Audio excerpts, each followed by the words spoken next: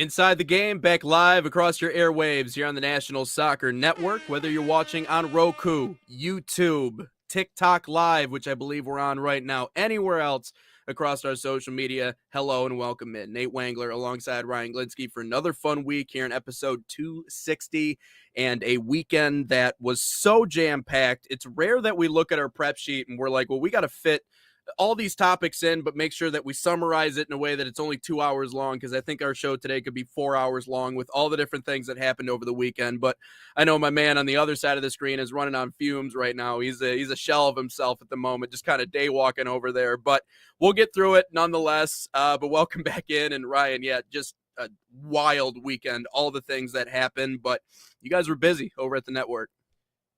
Super busy. Yeah. The women's Major League and Major League Indoor Soccer Championships were this weekend. 4 games on Saturday, 2 games yesterday for the finals. And we did talk to Tanner White yesterday before he left the show, and I asked, like, hey, man, if you want to come on the show this morning, it's totally up to you. I know you're getting home late from the last game, because I think the last game ended around 10:30, 11 o'clock last night, I believe. And he was going back to KZoo, wasn't he? Yeah, going back to Kalamazoo. Yeah. Kevin left today from Shelby Township. I don't know where he was staying, but he's heading back to Cleveland today. But we are trying to talk with at least Tanner White today to talk about more about the championships, because no better person to talk about it than himself, the SID, which he mentioned on every single broadcast, the stats information director for the MLIS. But if not, if he does not come onto the show, I will talk a little bit more in depth. Nate will basically be interviewing me for a little bit. I'll go a little bit more in depth on some of the games and what happened, what transpired this weekend. But record-breaking numbers nonetheless. 2 new champions, 1 champion from a different country. So, no, it was unbelievable weekend in terms of that. Super tired, but most importantly, the Wolverines are in the Final Four, and Michigan State lost in the Sweet 16. So, couldn't be happier. Oh, and Duke lost. So, could not be more happy than what has happened this weekend. The only thing I guess I'm a little upset about is just being tired. But other than that, fantastic weekend for us here.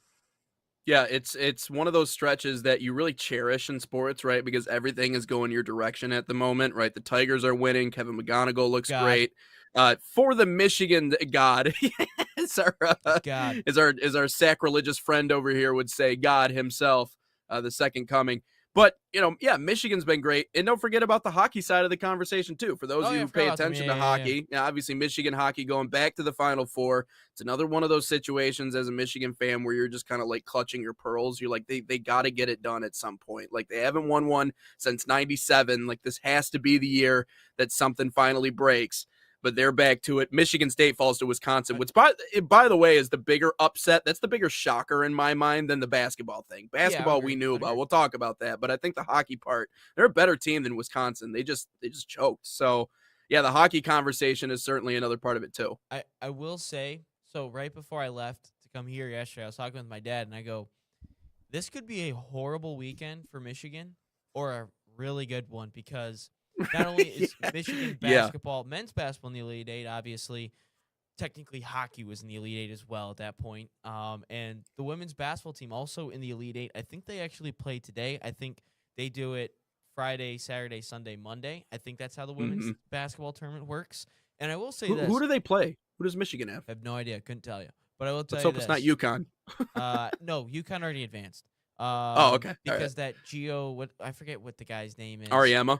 Yeah, he was bitching about something yesterday. So he always is. Yeah, he always is. So yeah, no, that was great. But no, what I wanted to bring up is I was really impressed last year of that Michigan women's basketball team. I know we're way off topic here and talking women's basketball here, but I was able to watch them one time, granted against Central Michigan, but I was able to call that game, and I thought the big three, the big freshman trio of Olivia Olson, Mia Holloway, and Silas Swords is really good. If you really want to see some really good 3-point shooting, tune in to Silas Swords from Mississauga, Ontario. She's unbelievable. Yeah. She's like mini Caitlin Clark. She's really good. Yeah. Make sure you check her out. She's an unbelievable player. She's entertaining. But on the flip side, horrible weekend for the Spartans. You lose in heartbreaking fashion to UConn, and the Juwan Howard prospect that is Terrace Reed dominated you. Your hockey team loses, and then you have to watch Michigan make the Final Four and do all these great things, and then at the same time, you could have been in UConn's spot. You could have had that moment against Duke, but instead you lost to UConn. Horrible weekend for the Spartans. Potentially even better weekend for the Wolverines, but no, great weekend nonetheless for Michigan. Michigan State, on the other hand, not so much. Yeah. And I'll quickly mention this before we get to the soccer conversation, because I know we want to talk about the buzzer Shout beater. out Bank. Well, not the buzzer I really beater. needed you today. Bang! Really needed you today. That stuff. I think I'm that on stuff, three man. and a half hours sleep right now. Shout out to you guys. I will never forget. I'll quick work this story in before we get. There was one night, I was with my ex. I was living with her at the moment. She's walking down the stairs. Is he messing around in the background? Something going on over Yeah, there? he said to stop flexing. So the bit between John and I. So John, no, not that flexing, not that flexing. Oh, John okay. likes to say, John likes to tell everyone what time he shows up to work. Oh, I woke up at this time. Boy. I showed up at this one. And now, okay, boomers, now he's probably man. getting up on screen here in a second. But boomers, man. And I said 3.5 hours of sleep. So he opened up the door and said, "Stop flexing." Well, What? He's just hanging out off to the side. I know he's standing right by you too, because Yeah, you're he's getting just all hanging like off to you're the like side moving right now. away from. I'm just Yeah, waiting I for know him to you're show all up on you're all screen at some guarded point at the during this moment. show. But yeah, sorry, John distracted. Okay, No, he you're he good. left the room. He left You're- the room. You're So, good. You're good. Story. No, there was one night I had to. My ex I was living with at the moment. She slipped down the stairs. I had to go to the emergency room. Long story short, I think I got 1 hour of sleep that night. Quick little nap, and then I did the whole show with JT in the morning. So I have Wow. been in the position before it has happened, but it's all right. Bang will get you through. Bang makes me want to swerve into oncoming traffic. It gives you so much freaking energy. Oh, that caffeine, dude. It's terrible. That took a Yeah. turn. I don't drink Bang anymore for that reason alone. Gets my heart going too much. But hey, man, as much as I don't want to talk about this today, I just, sometimes certain things happen. You just want to let it live in the past, but we can't let it live in the past. And especially when it comes to the U.S. men's national team conversation, what happened to Belgium over the weekend. And I said this on the podcast before, and I'll reiterate it. And I still stand by what I said, because I do think it is true. To anyone who's played organized sports, Ryan, myself, anyone else, even at just like the high school or club level, there is nothing that will cleanse the soul more than just getting smacked around. I mean, just getting blown out, dominated, manhandled, because it just makes you look around and realize, okay, we're not there yet. Listen, I'm the one that I hate when sports media and analysts and talk show hosts hark back on their playing days, because it really doesn't, it's not relevant to the conversation. I played high school soccer once upon a time. But this is how it really happens. But this is what a locker room looks like. No, I don't like that. But I didn't play the sport of soccer, but I have gotten my ass kicked before in a sport. That has happened multiple times, and I can tell you that it's a very somber feeling. It's a very humbling feeling. And the ego goes out the door right away, because when we showed a sliver of hope for this team, I think they proved in that friendly. And again, wins and losses, not the most important things, because they are just international friendlies, but it is an indicator. And I remember when I was in my freshman year, and I told you about this, Ryan, Allen Robinson, wideout. I don't know if he's with the Bears anymore or if he's even playing. I don't know where he's at, but played at Orchard Lake St. Mary's and is as old as I am, right? So he was there when I was at my high school, and we ended up playing them, and they had the Ross brothers, who both played at Michigan, and year after year they would just produce these kids that would go on and play at major Division I colleges. And so we played Orchard Lake one year, and from the first snap you just kind of realized, you're like, these guys are just better. They're just faster, they're stronger, they're more technically sound, they're more athletic. And they're mean. They play with a different energy and a different spirit that you're like, this is next level. I just went from playing against a bunch of middle schoolers, who were either my size or smaller than me, that I just got to push around. And I thought I was, big shit. And then you go out and you face a team that, again, produces some of the best college, athletes in the US year after year. And you're like, okay, there are layers to this. And That's what we found out on Saturday with the U.S. men's national team. Again, sometimes a blowout can be a soul cleansing, and I hope it is for this squad in the future. But what we saw on Saturday was the difference between what a quality European side looks like and what we have in the United States, which is we do have Schrock. Sorry, talent. I didn't mean to What? interrupt, but Schrock just Whoa, pissed me no, off. you're good. Schrock What'd he just say? pissed me off. He said, Like ole, that? ole, ole, Jelly Roll has the World Cup song. Like, no, Schrock. It sucks. It's awful, Schrock. You know my guy pays attention to social media. He sees what you put up on the social media. That's why he's getting after you. I finally got my Dan Hurley post up to everything. And then I look over to the chat, finally saw that Tanner White will be joining us on the show. Hype about that. And then Schrock's got to come in and drop this bomb on us. Come on, man. Jelly Roll sucks. No, I agree. I think a lot of people side with you. Shakira, you set the bar with Shakira. So anywhere beyond that, I don't, 2010, 2014 songs were peak. And then we're like, Jelly Roll? Yeah, Schrock, way to roll that grenade out there in 10 minutes into the show. I mean, geez, like we just got underway. Speaking of grenades, Toronto. Oh boy, where's this story gonna go? Speaking of Toronto, when they scored the go-ahead winning goal now, since they're playing against the Amarillo Bombers, they put their celebration was really sick. They took threw a grenade in the middle, and then it blew up, and they all jumped out of it. So it was pretty cool. I won't lie. Oh, that's sick. That's sick. But yeah, anyways, thanks. Yeah, thanks for that, Schrock. Now that Purdue lost, I'm glad the Hook'em Horns lost. I can't believe someone's rage baiting the rage baiter. I don't know how that works, Schrock. 10 minutes into our show. Good job, man. Short temper right now. Short temper. He's running on 3 hours of sleep. He can't stand it. But no, dude, that on Saturday. That was a thorough ass kicking, through and through. And it's funny because the first half was it's amazing to see these European sides because there is really a feeling out process. It's almost like they're gathering information as they go. And that's what that first half felt like. Belgium waited us out, they're feeling us out. Okay. Yeah. And then in the second half, it's like they just attack and they just dismantled us. And I don't know what was discussed at halftime, but frankly, I don't really think it matters what was discussed at halftime because I always got into this jousting match with Jonathan Turner once upon a time because he would always say the same thing. And I thought it was very reductionist and it wasn't good for conversation, but he would just say the same thing and he would go, listen, we're just not good enough. And I'd be like, okay, that's an oversimplification of things. Like, we got to take a deeper look. We got to understand. He's like, no, we're just not good enough. And if you look at our record against quality European sides, I think we're like 1 for our last 20 against like actual quality European football. And there are several reasons as to why that is. You can point at different things. And I remember watching Clint Dempsey after the match with Belgium. And it's always fun watching the live reactions because it's a lot different than the social media stuff. You can carefully cut up clips and make it look a certain way. I know how it works. But Clint Dempsey just goes, the difference is that they're patient, they're methodical, they don't make mistakes, they're calm, and especially in scoring situations and in scoring zones. Like, it's just... And even Christian Roldan said it after the game, like, it's the same quality you see in the Champions League. It's the same quality you see in the Premier League. And we're just not used to seeing that level of play.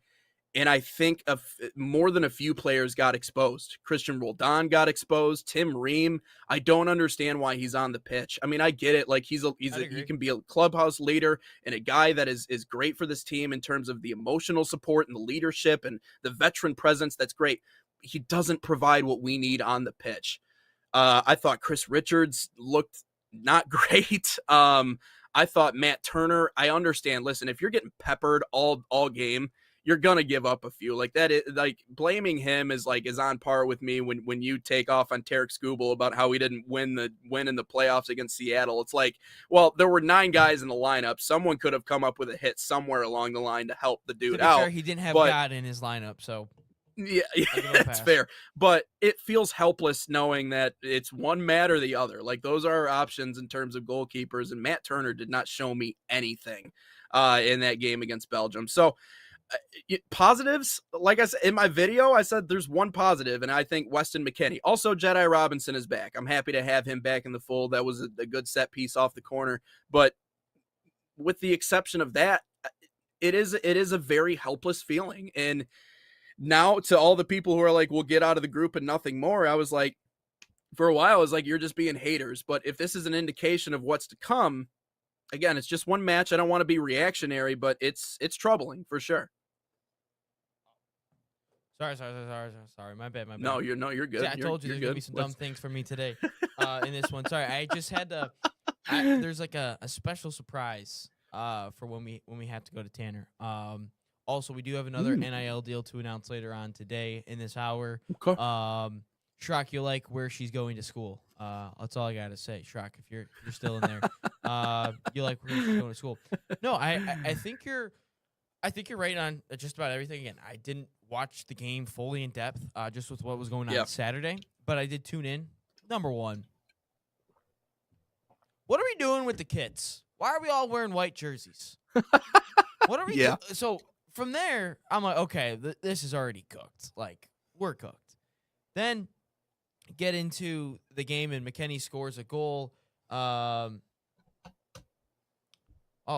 This guy, again, you got to give me exactly how to pronounce your name, but he says, why is this guy so against God? Praying for you, bud. No, I'm not against God. I was saying Kevin McGonigal, the baseball player, is God. Because that's what every Detroit Tigers fan is saying. It has nothing to do with the actual God. I'm just saying Kevin McGonigal. This is coming from Backhoes Nashe. Dude, you're going to tell me how to pronounce that one, man. Or give me like a nickname I could use for you. But no, this has nothing to do with the actual God. It's about Kevin McGonigal, and everyone thinks he's God. So that's just not the one true God. Yeah, this is kind of the bit that I have going on now. So it's about baseball, not Lord and Savior himself. Yes. Anyway, anyway, where was I going? Okay, yeah, U.S. men's national team. But I will say this, another takeaway again. Yeah, see, thank you. Tell me how to pronounce your name too, by the way. I do. No, Shrock, it's not the Longhorns, dude. These guys in the comments, I love it. But no, has nothing. Tell me how to pronounce your name properly, so I can give you next time when you make a comment in. But no, Shrock, not a Longhorn. It's another school that I really hate. Anyway, down in Indiana. Anyway, potentially South Bend. Sounds like it. Or Munsing. No, not Muncie. Not okay. Muncie, all right. Indiana. Okay. All right. Sorry. Gosh, dude, this show is all over the place. I apologize, everyone. It's Monday. His brain's working at like 50% capacity right now, so we'll give him some room to breathe. I need to sleep bad. Okay. Where am I going with this? Yeah, U.S. men's You just yell and be angry about it, man. I mean, we all understand it. What I would say is when I saw the starting 11 graphic, and I saw back four. That's what I go, we are cooked. But then at the same time, I also thought to myself, okay, let's experiment with it. Let's see what it looks like. Because, again, this game doesn't mean anything. It doesn't matter at all. But then I'm looking at the back four, and I go, Doku's going to have himself a day. Doku's going to kill us. And he did. He did it against Timway, and that's why I said that right back position is going to be so valuable now, and who it's going to be instead of Serginho Dest now that he's going to be out for potentially an extended period of time. Yes, Shrock. Yes, he did get an ND person. Yes, he did. But I will wait an additional 5 minutes before the next. God, dang it, Shrock. Gosh, I feel bad for all of our listeners. They're probably tuning in away. I'm sorry, guys. Who is this guy? When I saw that back four, I go, okay, we're probably cooked here. But now I know we can never play with a back four against a real team. We just can't. It's got to be a back five, and that's just kind of the level of where we're at in our soccer careers, I guess, as a country. That's kind of where we are in our development. We are not a country yet that is able to play the way of the best teams of the world. That's just we're just not there yet. We can't do that yet. As much as I would love for us to to play like prime Barcelona or play like a Man City. As much as I would love for that to happen, we're just not there yet. We won't be there for a while, and we have to play kind of that conservative playing style, which is sit back a little bit more, maybe hit on the counterattack, maybe that little kick and run and gun, whatever you want. That's kind of what we have to. That's what we have to do. So, Yeah. and that's not a bad thing because a lot of countries around this world have to play that way. A lot of teams around the world have to play that way, and they can still get results. Again, this game doesn't define that we're ever gonna win a World Cup. Even if we were to win this game, we still weren't gonna win a World Yeah. Cup. But now we know for sure that we cannot play a back four. We have to have that back five of, Chris Richards. Hopefully he plays better. Tim Ream, and I know everyone's complaining about it, but you know what I'm doing, Nate? I do not care about what was said last week and what he's been saying. I'm going into college recruiting, send the house, send everything I can at Noah Kai Banks because this kid's got to play. I'm sorry. Yeah. I don't care if he Yeah. doesn't want to be here or Yep. anything. I don't care if we got to Mhm. buy this guy cars because this isn't college recruiting where gifts are allowed now. Uh-huh. This is what I'm saying. You have got to send the house now because this kid's got to play because our center back options are not good. Our defenders are not good. Anthony Robinson, yes. Chris Richards, yes. Serginho Dest and Joe Skelly, I think are good. But after that, we are cooked, my friend. We are cooked in the Yeah. back line. And that's all I got to say about. Again, did not watch this game in depth. I also am very concerned about our goalkeeping situation. Weston McKennie shows up again. I think the players that we kind of needed to step up a little bit for in a tournament did so. In McKennie and all those guys, but like Yep. defensively, oh my goodness, we're in shambles. We we are in a world of hurt, and that's why I said in my video, and I talked about, and people got after me. They're like, well, how many times have we heard about, well, this kid's the future, this kid's the next thing, this kid's the next. I'm not saying that Noah Kai Banks is like the like He's not going freaking to be Ronaldo or Maldini. Messi out here. Okay, I'm not saying that. I'm saying at his age and everything, with the position that he plays on the field, it is a position need. Like if we were to rank the biggest position needs on this U.S. men's national team, that is probably right up there, number one on our list. And so, to your point, absolutely. I mean, I agree with the sentiment that if he doesn't want to play, he doesn't want to play. Like the trouble with me is that he has already shown you he doesn't want to play with you. Either that, or maybe he's frustrated by the other call-ups he's gotten and he hasn't seen the field nearly as much as the other guys that are in front of him. He doesn't get the cut over a Roldan or whoever we decide to play on. And Yeah. why? Like, why is this? Why are we not willing to try out the young kid just as much as we are everybody else? So I can understand where his frustrations lie and why he wouldn't want to be a part of this. And maybe this is why USA Soccer, and I partially agree with why they are being patient in the process. I understand what Landon Donovan said and the reaction that came of it, but no, you're 100% correct. I wasn't saying he's the next big thing. No. I was saying where he plays on the field, it could systematically change that we approach games and everything that we do. Yeah, and I think anyone with a soccer brain would agree with you. Like, we're not saying, look, none of these players are like the greatest. They're not the top 5 players in their position in the world. Like, Yeah. McKennie and Pulisic are as, and I guess maybe Balogun are probably as good as we will have. I don't want to say ever, but potentially ever in positions in the whole world game. Like, ever. Right. Like, Pulisic, top 15 winger. I think I said he's just outside the top 10. I don't know if Balogun's in the top 15. I'd have to do a little bit of a deeper search there. But McKennie, in terms of central midfielders, he's got to be right around the top 15 as well. Maybe not. Maybe top 20. Again, I got to do a little deeper research on those guys. Yeah. But no, these guys are just as good as we've ever had in the world. Like, as well as Clint Dempsey, Landon Donovan, Tim Howard, as all those players were, these guys were not the top players in the world, like in their positions, or even top 15. They didn't even sniff any of that. And our players are up there now. But I'm saying, look, if this guy, if the idea of this World Cup is not to embarrass ourselves in front of the world like we had in Copa America, and our defenders are are ass, man. They're ass. I'll just say it as it is. Chris Richards, I think, again, let's just hope it's just one bad game. Let's just hope. But at the same time, this kid's got to play, because if we're ever to make a deeper run in the World Cup, this kid has got to play in it. He just has to. I'm sorry, like he's got to play. I do not care about this whole, well, I don't want someone on this team if he's not wanting to be on here, if he doesn't want to be on here. I'm tired of it, because there's other players in this world that play for Jamaica that wanted that England call-up so bad, yet they waited 5-6 years down the line to finally make that switch to Jamaica. And Jamaica took him with open arms. We are not a soccer country where we can pick and choose our dual national players. We are not at that level.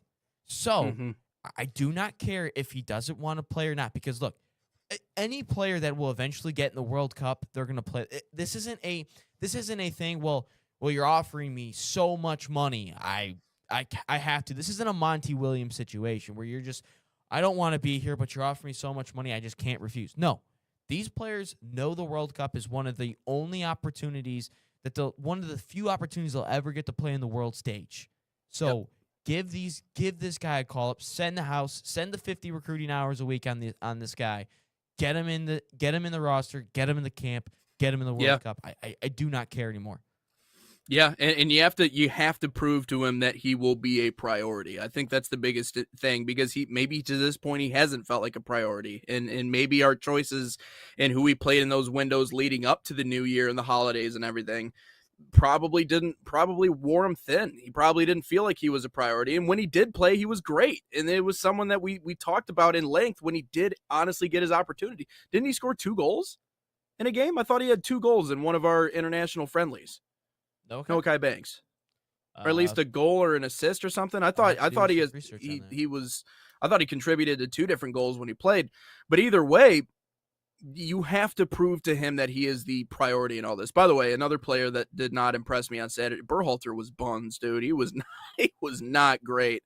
I understand the frustrations from the peanut gallery if they're saying that maybe nepotism has put us in a bad spot. I mean, like you were saying, I hope it's just one bad game, but I just don't think these MLS players, from what I saw on Saturday, can hold up, man. That was the other part, is I just felt like there was a layer in terms of just the competitiveness in general between what we saw to the MLS players involved and everybody else. But no, you have to prove to Noah Kai Banks that he would be not just another player, not just a guy who's rostered, not just someone who can come in and provide quality in late minutes and late opportunities.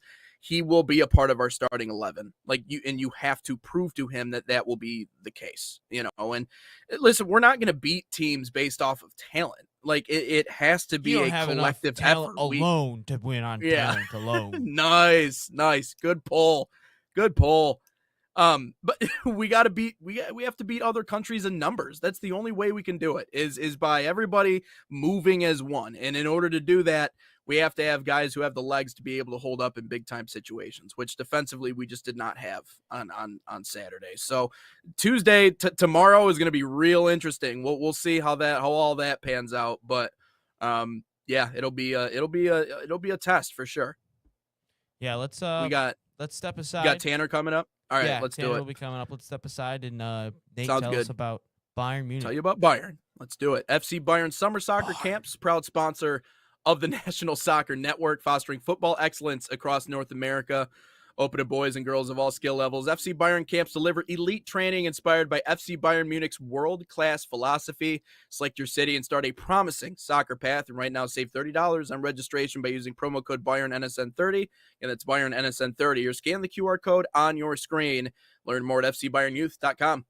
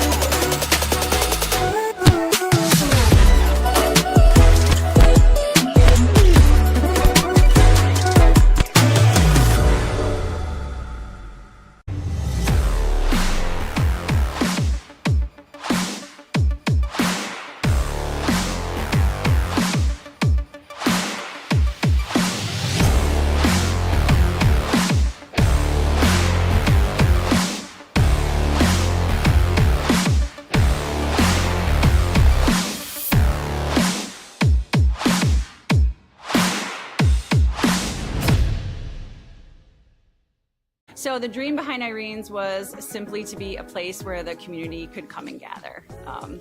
This is my hometown. We're raising our family here, and we just want to be a space where people can come together as a community and share a great meal.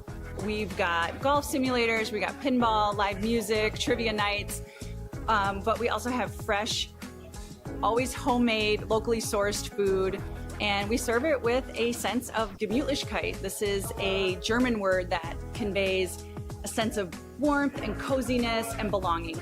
We're excited to show off how we're growing and that this is the place to be. Back in live inside the game here on the National Soccer Network, Monday edition here, episode 260. Go to Tanner, and that's what we'll do. Indoor Insights with Tanner White. Ryan crossed off. Tanner, did you see what I did there? I'll talk to both of you. Thank you very much for the crucial cues, guys. Look, it's been a long Nate, weekend, and so maybe Nate, if you didn't know this, so when Tanner and Kevin were commentating, John wrote "Go to Ryan" and all of these. I won't flip to the other one either because that one's kind of gross. But no, so I saw this. It was sitting right next to me here, and I go, dude, let's go to Tanner on this. So I just crossed out my name and I put Tanner on it. So. That's so funny, man. And Tanner. I can totally see JT doing that in the background with a big old sign. Go. so did we. Don't you worry. Oh my goodness gracious. What It's always light and fun over at the National Soccer Network. And we like to keep it light, have a good time. So Kevin's in the chat. What's up, Kevin? Talk back can be tough. What's going on, Kev? Appreciate you joining. But welcome in, Tanner. Are you doing all right, man? Are you running on like 2 hours of sleep right now? Did you get any shut eye last night, or how are you feeling? You know something? I've got some beef with 96 trying to get onto the highway there. Nobody told me that was going to be closed. Oh, Little bit of a detour. Got home. They never do. You're talking. Yeah, right. Yeah, no, I saw that on social media. There was something bad that happened there, so they had to shut it down. So yeah, no, I did. Yeah. I did see that. It's great to figure that out on the fly as you're trying to go home after that MLIS final. You're like, little delayed, little detoured. Let me tell you something. You bring the lifeblood in the morning and a little black coffee, I think we'll survive. Oh, so Kevin said, I said, safe travels back to Cleveland because I thought he was leaving now. He says, I have made it back to Cleveland and already working, LOL. Making great time, Kevin. You made great time today. Hopefully the Browns fans aren't giving you any issues here this morning. And talk about your no rest for the weary. I'm sorry that you have to do that, Kevin. Yeah, and go Cavs. Unless you're playing the Pistons, then we might have a differing opinion. But yeah, good luck and great job from Kevin and really the whole crew and you guys. And I know we're tired. I know it's one of those days where you probably feel drained after everything that happened this weekend, but all for good reasons. And all signs really point to this league doing some special things. I'll just start off with your overall reactions from what the weekend was and what you were most impressed by from what you saw on championship weekend. This was bigger and better by miles than anything we've ever done in this league before. I mean, the record views, that'll show. The presentation of these trophies, the way that was captured, and I thought we did really well on that. The engagement that we've seen across all platforms, socials going unreal right now. The atmosphere in Las Vegas, everything combined is there. You see the number right there, right? And I'm glad that it's huge. I'm glad that that's taking up a lot more of the screen than I am. That's a nice little metaphor because I just wanted to be a part and was so incredibly grateful to be a part of something so much bigger. It's only going to go up from here, guys. And obviously, when you get a number like that, it is shocking to see just how much and just how it has grown and just how big it's gotten. Taking that moving forward and what lessons you learned from this weekend and what you would like to implement maybe going into next year or hold on to going into next year. What really worked for you guys that you were able to get this final result? I think it's trust in our clubs. I think that the clubs took incredible risks and they took tremendous journeys. And Toronto had, some issues with the flights. There was very few that said, "Oh yeah, our travel was the easiest thing in the world." I think that we ask so much of these clubs every single weekend, and I think Fort Wayne's one of the best examples here, where they knew that their travel situation was going to be difficult. They knew that their roster was going to be short. They knew that they had some of the longest flights and things, and they made it there. And they had 1 week's notice to get everything set in stone there after they had just wrapped up the regular season and beaten Chicago to get into the tournament. It's like, okay, we'll see you in Vegas, figure it out. And they did. And that was incredible. Yeah. I think it's all down to owners, captains, and our players that took it upon themselves to make this the best possible event it could be, the best possible weekend it could be, and they showed out. I think one way to have a great event is hopefully Kevin. Okay, Kevin is in the chat still, so this is a good shout out for him. He's talking about the Cavs. He said the Cavs can't defend. Pistons don't have Cade, so I'd rather have superstars than not having a superstar. But anyway, what I wanted to say is one way to have a really good event is have great commentary. I don't think I've ever listened to a broadcast, but from anyone, and you and Kevin had some of the craziest one-liners, pop culture references, movie quotes, and just we had Ozzy Osbourne shout-outs. We had Hangover shout-outs, which that was the best one by you, Tanner. We had Smooth Operator from Kevin. Then we had Ruh-Roh Kevin from Tanner with Scooby. I think the best one, though, is still that made my stomach hurt because that was disgusting. That was unreal, Tanner. You guys were so conversational, so many great references. I thought you two, which you guys had 6 games. I don't even know how in the world you guys got through all those games this weekend, but you two were unbelievable, and I just thought it was so conversational. We got every goal in terms of the play-by-play aspect, but everything else was so conversational. You brought up the league in really good aspects, and I think you guys delivered a great product on air. So shout out to you and Kevin, Tanner. You guys were great. Hey, thank you very much, Ryan. I will always tell people I won't promise you much on air, but I will promise you that we'll be unique and entertaining. Whether you like it or not, you're going to be entertained. Mm-hmm. Yeah, and being conversational is important too. And so I think you guys did a really good job relating to everyone on that front. So yeah, that was awesome. That was really entertaining. But I guess that brings me into my next point, this kind of media partnership, with the National Soccer Network and, being able to live stream and broadcast the games. I think it's really awesome. And I talked to JT about it, what we are able to do with our remote studios and being able to provide those experiences for our customers and for our fans. And it's been a really fun partnership to be able to see it grow. And obviously you and Kevin did an unbelievable job, like Ryan mentioned. How important has that partnership been in really being able to produce these numbers? It's everything. Our league YouTube channel, we love that. I've been telling you guys for quite a while that that's my baby, and I have so much fun putting that channel together and managing it. But when it's time to take that next step, when you know that the eyes should be on you, and you know that you have all the potential, and you know that you're doing this weekend bigger than ever, and you're in Las Vegas, and these lights are so bright, we had to do more. And that is all down to Mr. Jonathan Turner, and we got to tip the cap to him. The numbers tell us exactly the smash hit success that we were able to pull off, and I don't think that there's any reason to slow down now. I think, let's do it even bigger and better for next year. Have you already seen some response from other teams or people who are looking to get involved in this since championship weekend or since yesterday? You know something? Not yet, but this is day one of what's going to feel like a handful of weeks of the off season. You know what I mean?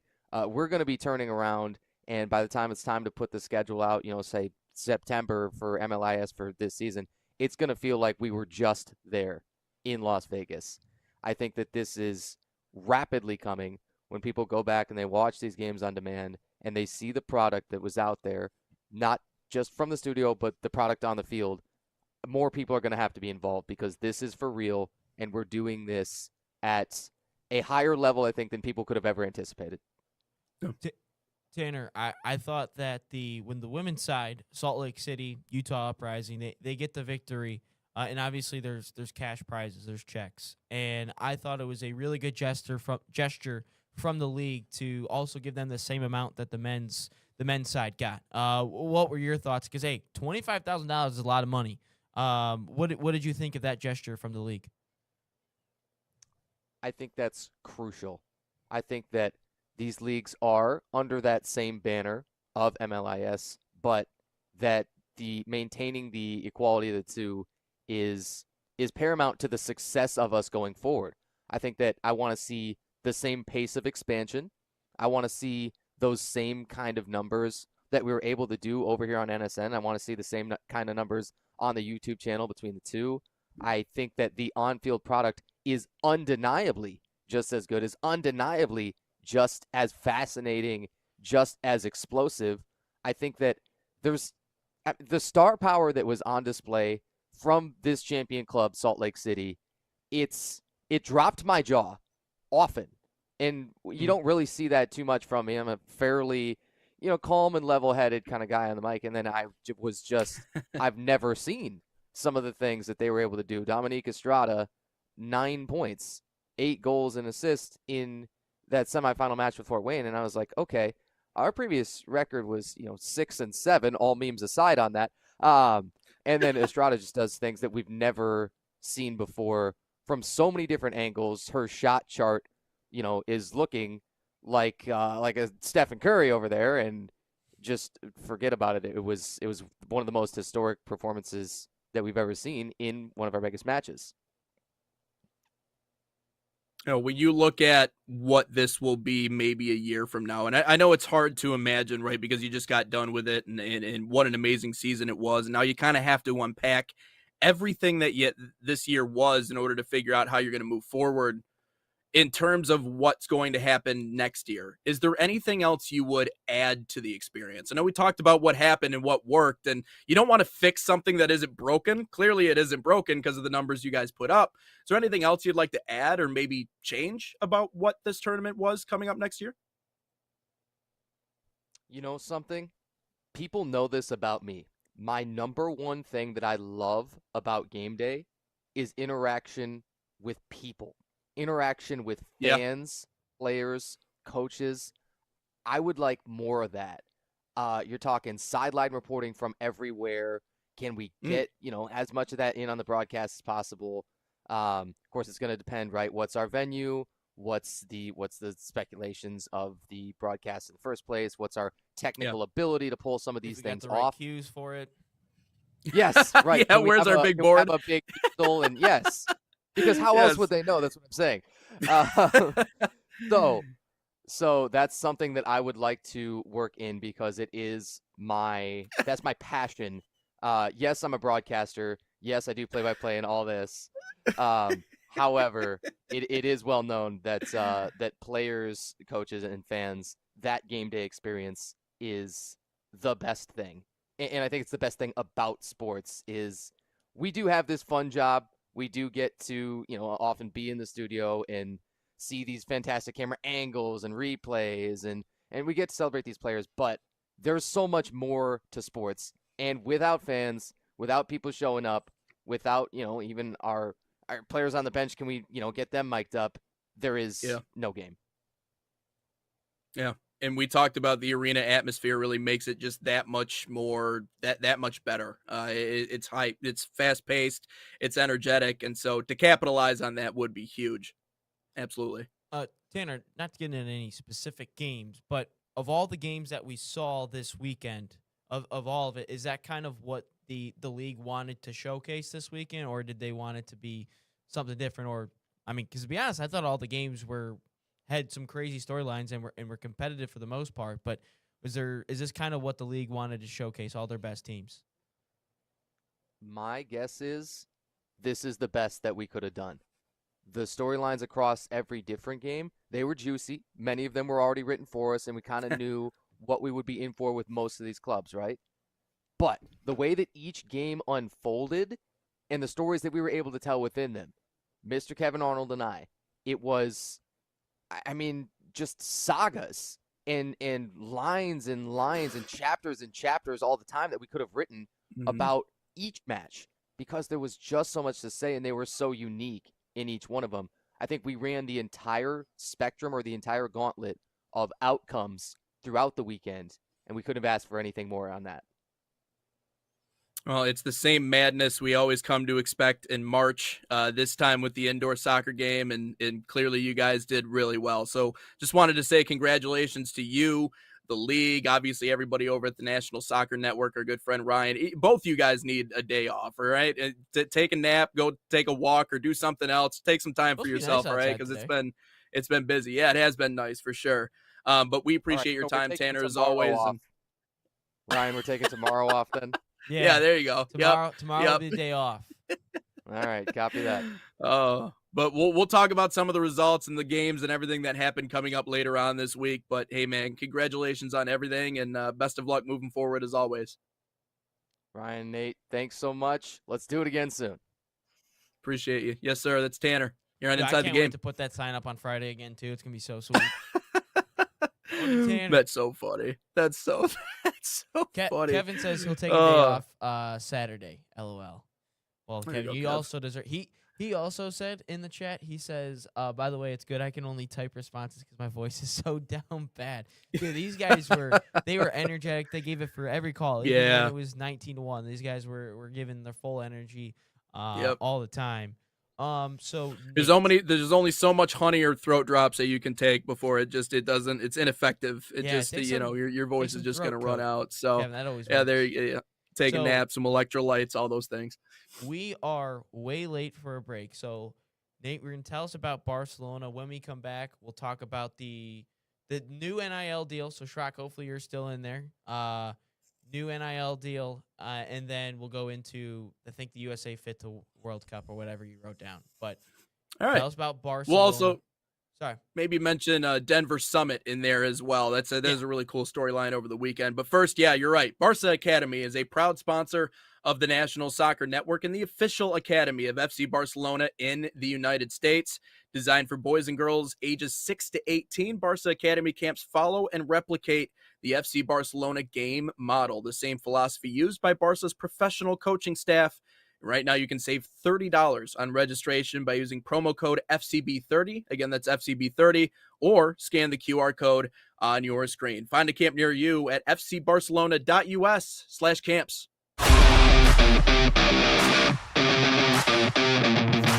In Barca camp, I sing my song "Grown" on and off of the field.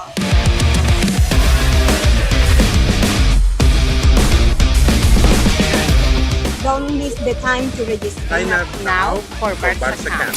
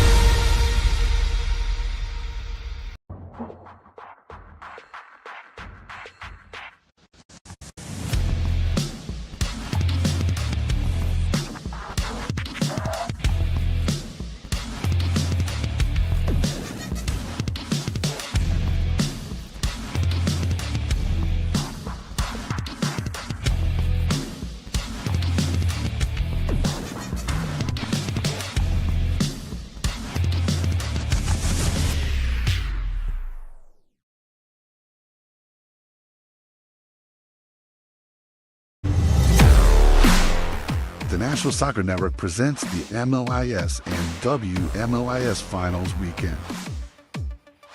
8 teams battling for a championship at the Orleans Arena in Las Vegas, Nevada. Don't miss the excitement March 28th and 29th as the top indoor soccer teams compete for the title. Watch every match live and exclusively on the National Soccer Network. Yeah, and you can catch us Monday through Friday, 9 to 11 a.m. here on NSN. Inside the Game. Yeah, exactly. it happens, man. I feel like sometimes I'll hear commercials from stuff that happened a month ago on the radio. I'm like, yeah, well, that doesn't quite hit the same anymore. But again, you can catch us weekdays 9 to 11 a.m. We'll be talking about the MLIS again coming up later this week. Tanner will rejoin us, but wanted to fit this one in. Obviously, we just signed Andrew Corder to an NIL deal here at the National Soccer Network. Warren De La Salle standout.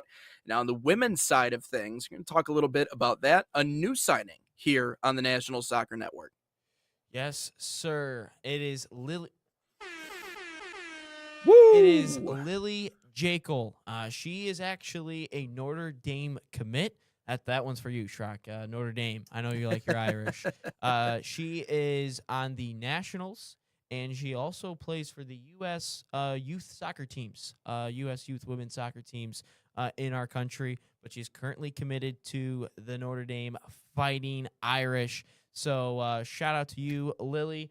I imagine you're probably on spring break like all the rest of the high schooler kids, so hopefully we can get you on the show at some point in the near future and talk about your soccer journey and all that fun stuff. But yes, new NIL deal. We had Maddie Vernard. We've had Andrew Corder. Now Lily Jekyll joins us here in the National Soccer Network family. So shout out to you, Lily. Congratulations. Also congratulations on your commitment. I will say this, Lily. I don't know. I'm sure you've probably watched Notre Dame soccer games in person, but hopefully they do start off the games with Shipping Up to Boston, Dropkick Murphy. It's an unbelievable song to start the games off. Hopefully they do that for the women's soccer program. I know they did for softball when I called one of their games last year. So hopefully they do the same thing for you, and hopefully that gets you pumped up because that's an unbelievable song to start off games. But anyway, shout out again to Lily, and welcome to the NSN family. And hopefully they Blair Freebird if you score with the youth national teams. Hopefully they'll give you that courtesy as well, because you always deserve it if you wear the red, white, and blue, and if you do something good, you got to hear Freebird. That's the expectation. Doesn't soccer kind of need a different song than Freebird? I don't know, like man. I feel like that should be our exclusive. Yeah, that should be our song for everything, though, man. I don't know. Maybe I'm wrong. I mean, I feel like it's, but you're right. We got to figure out what an alternative song would be for soccer. All I'm saying is they played it at the USA Belgium game. Now, obviously, that didn't end up going the way we wanted. They did after McKinney's goal. Like, it was cracking me up. They were blaring Freebird in Atlanta, so I was like, okay, not as cool when you get beat 5-2. But no, Lily Jekyll is great, man. And I was talking to JT about this deal last week, and he was like, yeah, she's the best the state has to offer. So for her to be with us and be on that program now, and just another young athlete we're given an opportunity to, so that's great. Obviously she's created a lot of good fortune and good luck for herself too. So Notre Dame's I mean, you can't really ask for a better program than that. That's pretty cool. So beautiful congrats, Lily. As well. And, yeah. Oh, people take their wedding pictures there. They're not even associated with Notre Dame. They'll just go down and take their pictures there because it's that pretty. But yeah, congratulations. And yeah, good. Best of luck with everything moving forward. Yeah, hopefully we can get Andrew and Lily on the show at some point in the near future. But again, they're probably on high school spring break. So lucky you guys. Have fun. Stay safe. Enjoying their time off, and Ryan's time off will come up tomorrow. It will come here soon, Ryan. Let's get into shortly after the show. Yeah. Oh, there you go. But let's get into our next part of our talk. I just wanted to mention this because I do think it is really important. We'll talk about the U.S. and if they're fit to host a World Cup. I know some people have brought up some concerns, and taking that victory lap after the Belgium win, it certainly has added to those sentiments. But I wanted to mention this. Denver Summit set a new attendance record, a new standard in the NWSL over the weekend. Over 63,000 people in attendance for their opener in that game at Mile High Stadium. This from ESPN. The line to purchase merchandise on the west side of the main concourse stretched hundreds of people deep as kickoff loomed on Saturday at Empower Field at Mile High Stadium. The crowd that spilled inside from the morning tailgating was not clad in Denver Broncos blue and orange, but instead in the distinct forest green and the city's new NWSL team, the Denver Summit FC. It was in total 63,004 fans in attendance for that matchup for Denver. All I'll say about this, Ryan, is first of all, that's, and I said this on social media, I'm like, that's an NFL game. Like, that's literally that's a crowd that would rival an NFL game, which is obviously king here in America. When we talk about the sports scene, they dominate everything. But to have a response like that in your debut at Mile High Stadium, just looking at the pictures of it, it tells a story. And the story that it tells is this, and that is women's sports is on the rise here in the U.S. And it's cool that I feel like in a lot of ways we're kind of, I wouldn't say setting the standard, but it certainly feels that way. You know, you have the birth of Major League Volleyball. You have those two different distinct leagues verging into one, which has become massive. And I can speak to that here in Grand Rapids because the crowds are always filled out for the Grand Rapids Rise volleyball games. You look at professional women's hockey. I mean, they opened up in Detroit, and I mean, just filled, just a sea of signs saying, hey, Detroit needs a team, which I think would be awesome. And I would certainly go to one of those games. And then you see this, with women's soccer. And I think it's also a reminder that, we have a lot of soccer fans and people who love the sport in the United States. We're just disjointed. And it just so happens that our men's team can't figure out how to beat a quality European side, but everything else, all signs point to two things. Number one, women's sports is not just on the rise anymore. I feel like it has exploded onto the scene. And I don't know how it's happened so recently and so quickly, probably because of the more media focus, probably because more media is actually taking the time to highlight women's sports. But the other side of the conversation is that soccer is, I believe it is very healthy. The soccer culture around the women's game in the U.S., and that was just another more recent example of it. But I can't say, I mean, outside of, obviously they had the Premier League game at the Big House, but with the exception of that, I don't know if I've ever seen a crowd quite that size here in the United States watching a soccer/football match. So two big takeaways from that one. That was really inspiring to see. And so congratulations to Denver and setting that milestone and setting that attendance record. And I just think it's a huge indicator of what's to come in that league. Yeah, also Manchester United, Real Madrid, shout out back in like 2013. I was at that game at the Big House. That's true. Yep. But forgot to mention, we have interviewed a Denver Summit player on this network in Jasmine Ike back in January, I think. Yeah. It was January. And right after the championship.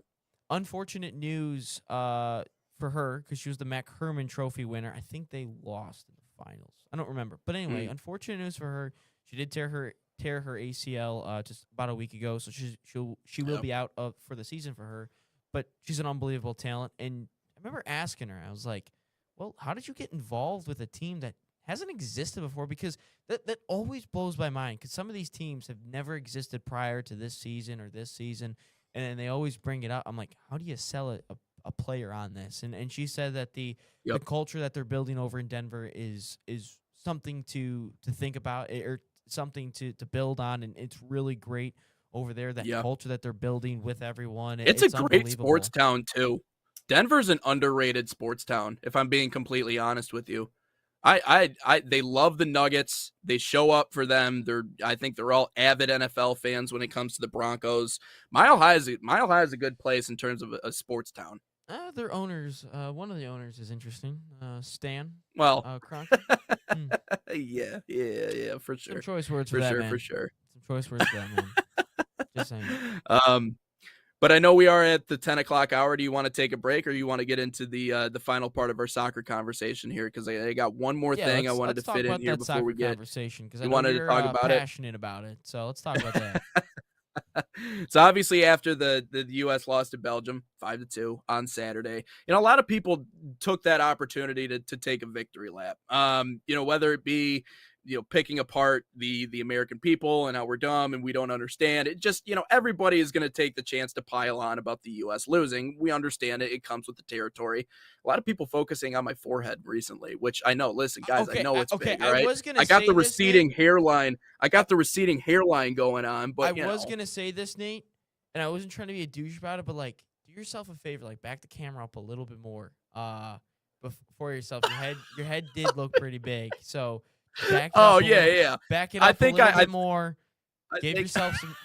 Help yourself out a little bit, Nate. Your videos are good, but like, it's the way I cut it up, dude. It's the way I know I was too close to it. I gotta get some sort of setup where I can be far enough away. But just do what it's I do. how I Set cut your it phone up. up For on sure. I literally put my phone up against like a glass jar in the table in the basement. I set it far enough. The only difficult part is sometimes the basement window just above my head is like It's too bright, so I got to move around a little bit. But Yeah, help that's yourself out, Nate. Help yourself I know, out. I know. But one of the other things that they were mentioning in the comment section was how this World Cup is going to be a disaster because the U.S. is a dangerous place and it is not fit to host a World Cup.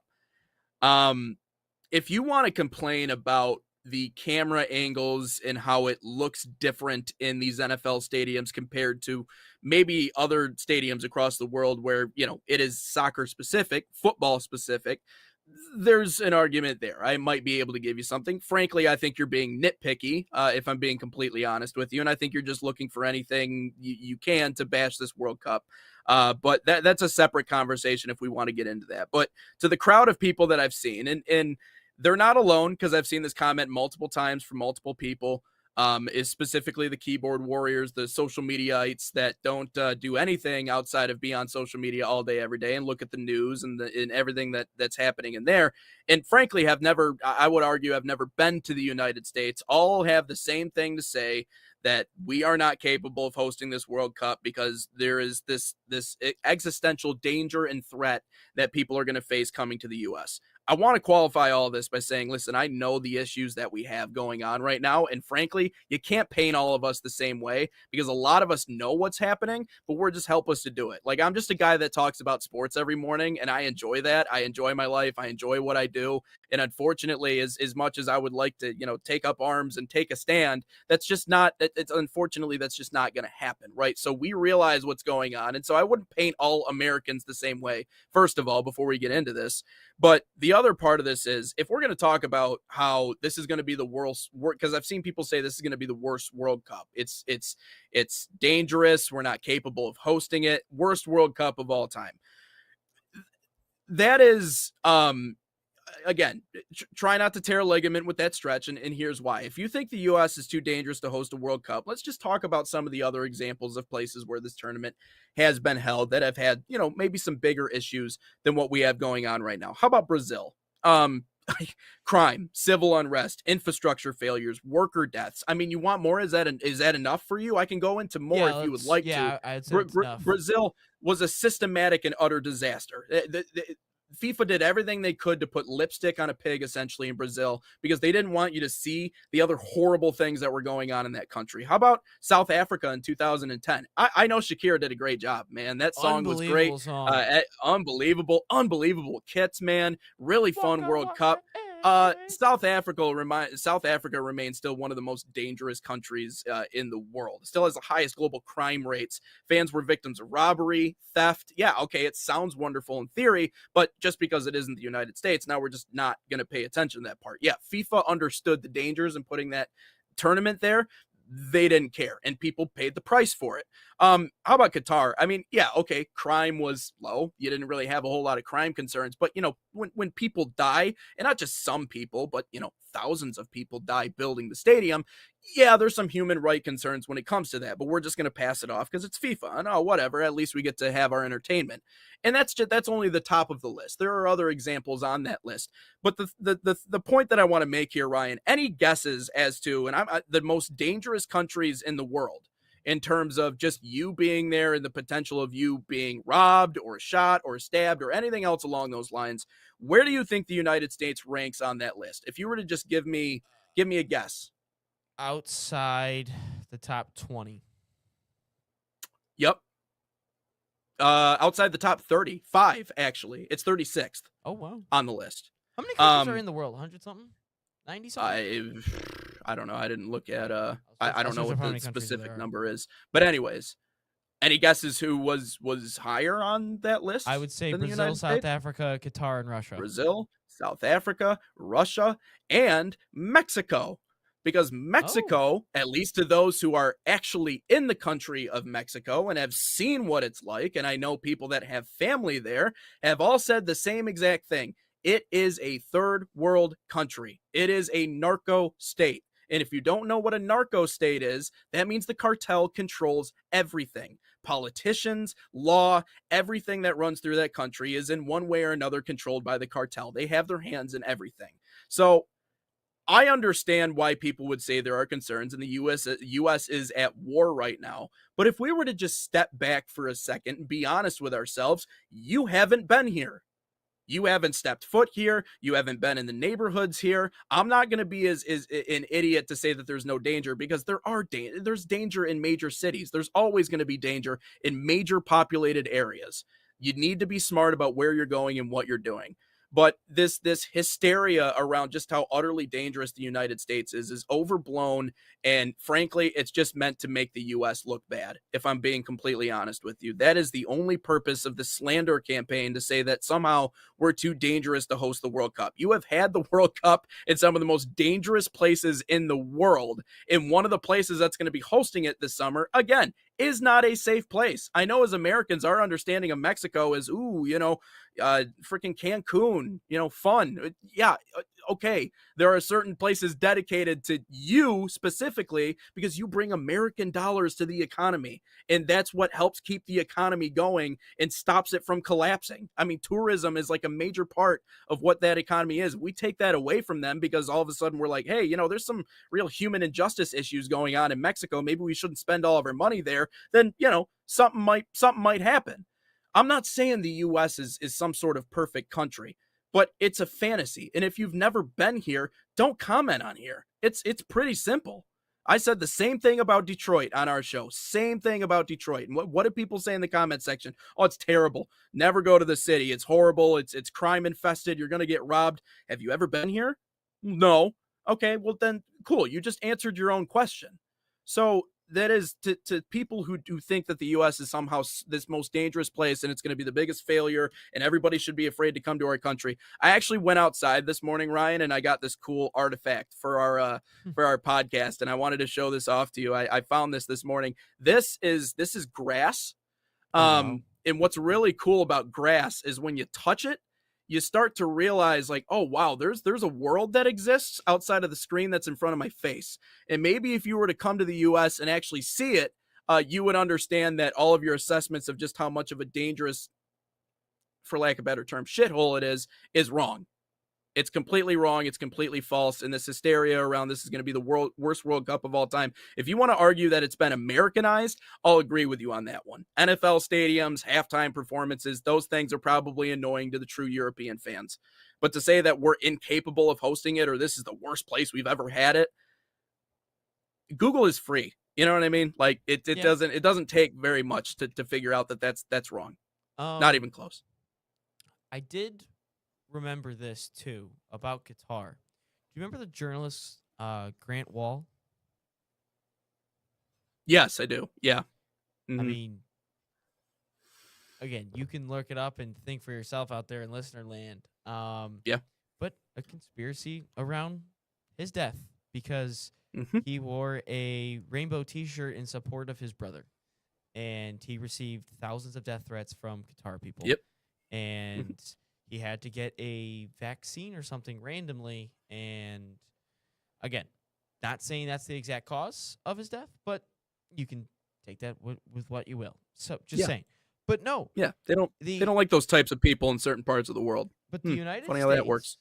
The United States is one of the very few countries that is fit to host World Cups, Olympics, Copa Americas, I don't know what else, other worldwide tournaments there are, that they are one of the few countries that are fit to host something without all the extracurriculars and all the sidebars of everything. Yeah, public transportation is going to be a bitch, but happens every single time. Go to a city during a home NFL game. It's always an issue. Always has, always will. When you have tens of thousands of people going into a small place every single time, that's bound to be an issue. You think of, well, the ticket prices are bad. If the ticket prices are the one bad thing regarding a tournament, yeah. I mean, guys, this is not a bad tournament. This is not science. Are ticket prices out of hand? 100%. Do I think they're going to go down? 100%. And I think FIFA realizes it. They tried to pull a fast one. They tried to get the most bang out of the buck, which, again, I can't hate. Yep. And I think they're finally realizing that. Maybe security issues as well with host cities. Yeah, but there's security issues every time you host Super Bowls, every single time. Do we really have to talk about the Euros in 2020? People were fending for their lives in the Euro final because a whole bunch of English assholes had to get into the stadium and had to knock down barricades to get into the stadium, harm people on their way in just so they could fit in, so they could go into the stadium illegally. I'm just saying, like, yes, we had an issue with Copa America, but I also think Copa America was a wake-up call for USA's security, soccer security, whatever you want to call it. Yeah. And I think they won't let that happen again. A lot of people hate the United States because there's one person that they highly dislike, and I don't think that is I don't think that's the one person you judge a whole country on and judge the book off. You don't judge a book on its cover, as everyone says when you're younger. And the United States is full of wonderful people, just like every country that you've never visited that you think are bad people. There's some really good people in this world. You're not going to be in harm's way, because if we looked at the last handful of World Cups, this World Cup has the least amount of issues of all the other ones. The issues that we have are all the financial ones. We don't have thousands of people dying because of building our stadiums. We don't have thousands of people being scared for their lives because of crime from, the people. You can wear a rainbow shirt here. Yeah, exactly. It'll be all right to wear a rainbow shirt here if you want to. Like, we can debate all day, Nate and I. Yeah. We have before about money this, money that in the tournament. But if we did this, if this podcast existed leading up to 2022, we would not have been talking about money issues. We would have been talking about deaths of thousands of people and the horrible work conditions that these immigrants signed up for, because these guys signed up for regular work hours, I would say. Right. And they get there and they're not even allowed to leave the country. They have to get this thing done. So, and then, just so you guys know, when you spend all these years in hard work and losing coworkers and losing friends, maybe even family, building these stadiums, right when this tournament's done, we're not using them ever again. Just putting it out there for you guys. Just like when you guys die building these things, we're not using them again. Yep. Oh, in the United States, you're telling me that these stadiums are used for concerts, NFL venues, Super Bowls, playoff games? Wait, that's what these stadiums... Wait, so you're telling me all these stadiums that are built we're going to use for other things? Not just one time? Oh, wait, Brazil, when you host the World Cup, we're going to put a massive wall up for everyone coming out of the Rio airport to block all the poorhouses, so you guys don't see that. We're going to block all that. Yep. And then once everyone leaves, we're going to tear it all down again. Oh, and then, by the way, we're not going to use any of those stadiums. Just saying. Like, this World Cup has the least amount of issues. Are there some issues? Yeah, every World Cup's going to have it. Every tournament's going to have it. But it's financial issues. It's not life or death. Just saying. The selective outrage from the peanut gallery, the beans and toast committee, is really just amazing to me. You know, to pick and choose what is a problem in your mind, and to just ignore some of the glaring human rights injustices that have accompanied previous World Cups before this one, and to somehow put the U.S. on par with that is just mind-numbing to me. Because you're right. Our biggest issues are the most fixable issues of all time. Lower the only reason why they're highlighted. Yes. The only reason why they're highlighted. Like, that's our issue. That's our biggest issue. Yeah. And people don't think we can host it. Yeah, public transportation is going to be horrible, and especially in the LA Summer Olympics in 2028. It's going to be horrible.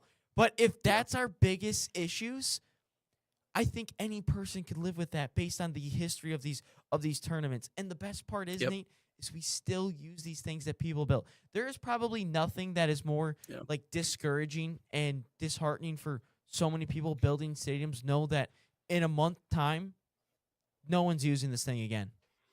Like, you're telling me I spent... or just that your life is worth less. Like, people dying from working conditions means that Exactly. you are putting them in positions where there's no workers' rights. Like, they don't have unions, they don't have someone that they're a part of. Exactly. Like, here in the United States, our construction workers are taken care of. Like, they're actually paid and compensated for the work that they do.